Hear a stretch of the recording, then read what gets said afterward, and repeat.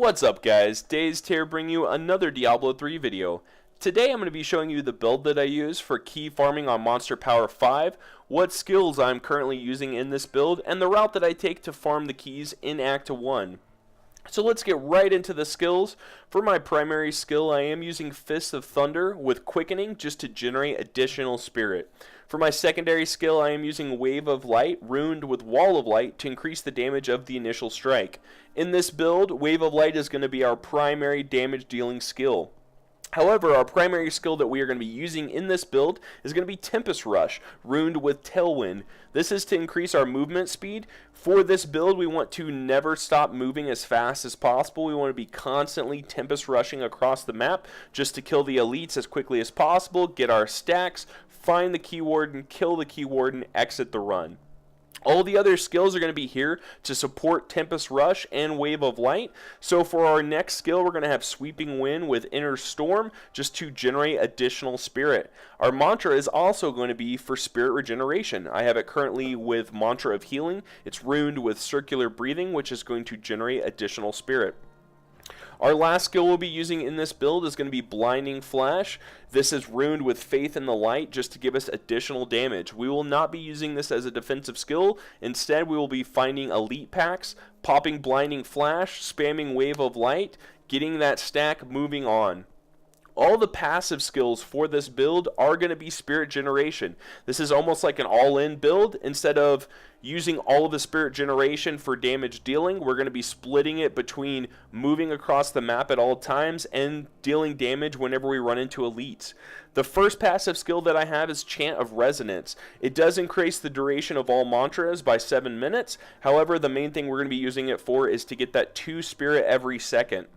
I'm also using the Guardian's Path, which I did use in my previous video, just because I am using a two-handed weapon. This does increase the spirit generation of skills by 35%. I'm also using Exalted Soul, which is going to increase our maximum spirit by 100, and the spirit generation by 1 per second.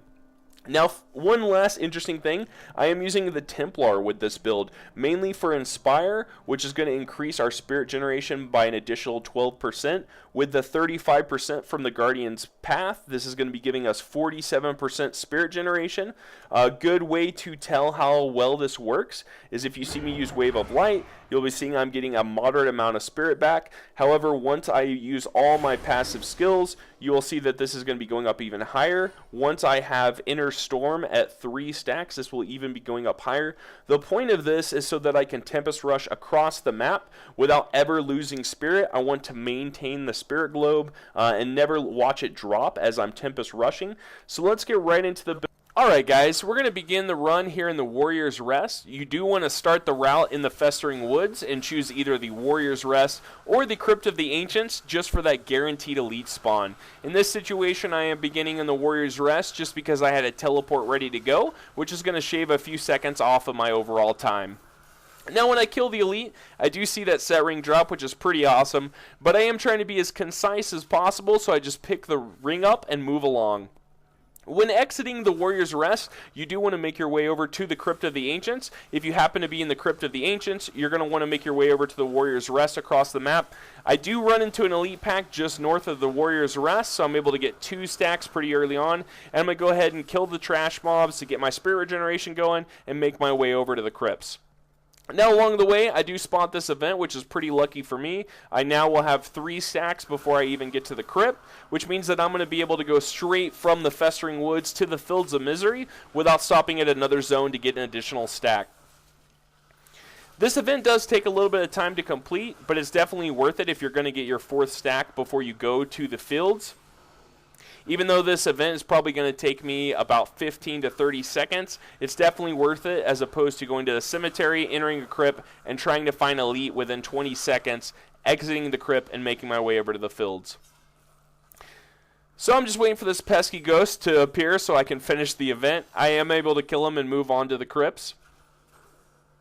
With this build, I do try to keep Inner Storm going as long as possible just by running into trash mobs when I do see them. This allows my spirit regeneration to maintain at an equal level while Tempest Rushing across the map.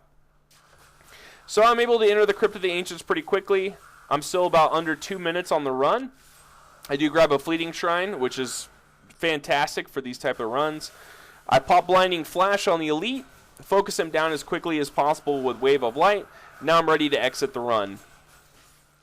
So I'm going to make my way out of the crypts. You can either teleport back to town and over to the Fields of Misery. In this situation, I did spot the waypoint on my way in, so I'm just going to hit the waypoint straight to the fields.